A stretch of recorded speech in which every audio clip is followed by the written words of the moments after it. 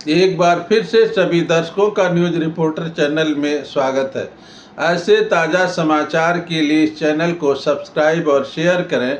अब प्रस्तुत है अंतर्राष्ट्रीय जगत की महत्वपूर्ण खबरें।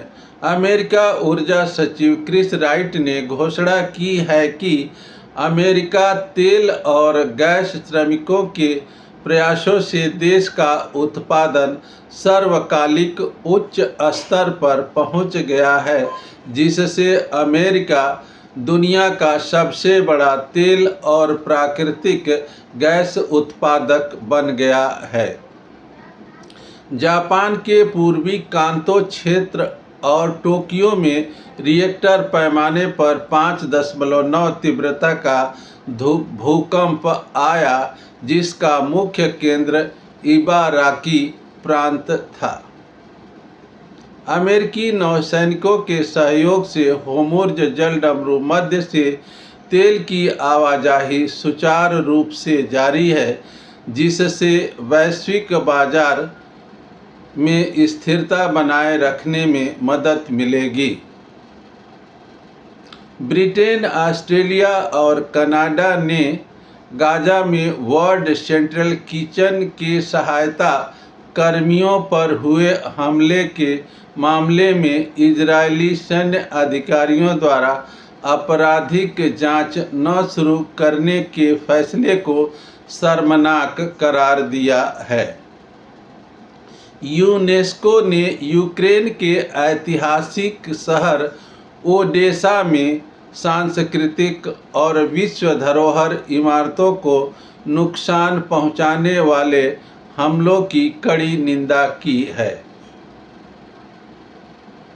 वैश्विक तेल बाजार में भू राजनीतिक तनाव और आपूर्ति चिंताओं के बीच ब्रेट क्रूड की कीमतों में साप्ताहिक बढ़त दर्ज की गई है। जापान की सत्तारूढ़ लिबरल डेमोक्रेटिक पार्टी एलडीपी के 3 प्रमुख ताकायुकी कोबायाशी ने अगले महीने संभावित मंत्रिमंडल फेरबदल में किसी भी नई जिम्मेदारी को संभालने की इच्छा जताई है। मिलान कोर्टिना ओलंपिक के स्वर्ण पदक विजेता जापानी फिंगर स्केटिंग खिलाड़ी रिंकू मिउरा और यूइची किहारा ने अपनी सगाई की आधिकारिक घोषणा की है। टोक्यो और उसके आसपास के क्षेत्रों में भारी वर्षा के कारण यातायात और जनजीवन को सामान्य करने के लिए प्रशासन द्वारा विशेष अभियान चलाए जा रहे हैं। संयुक्त राष्ट्र और मानवीय संगठनों ने सूडान में जारी संघर्ष के कारण गहराते विस्थापन और सहायता की कमी पर गहरी चिंता व्यक्त की है। लेबनान में संयुक्त राष्ट्र शांति सैनिक UNIFIL ने सीमावर्ती क्षेत्रों में भारी गोलाबारी और सैन्य गतिविधियों पर चिंता जताई है। WHO ने कांगो लोकतांत्रिक गणराज्य में इबोला संक्रमण के मामलों और सामुदायिक स्तर पर हो रही मौतों को रोकने के लिए स्वास्थ्य उपायों को तेज कर दिया है। संयुक्त राष्ट्र ने तालिबान प्रशासन से सुरक्षा बलों द्वारा मानवाधिकार के हनन के मामले में पारदर्शिता बरतने और जवाबदेही तय करने की मांग की है।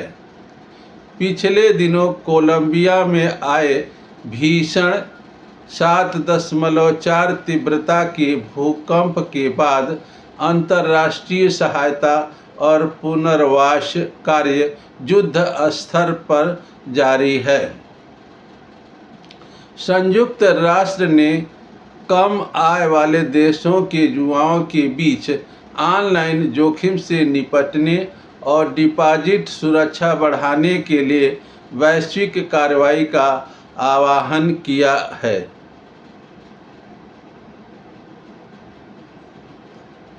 नेपाल में करदाता प्रोत्साहन पुरस्कार कार्यक्रम के तहत उपभोक्ता भागीदारी में उल्लेखनीय वृद्धि हुई है।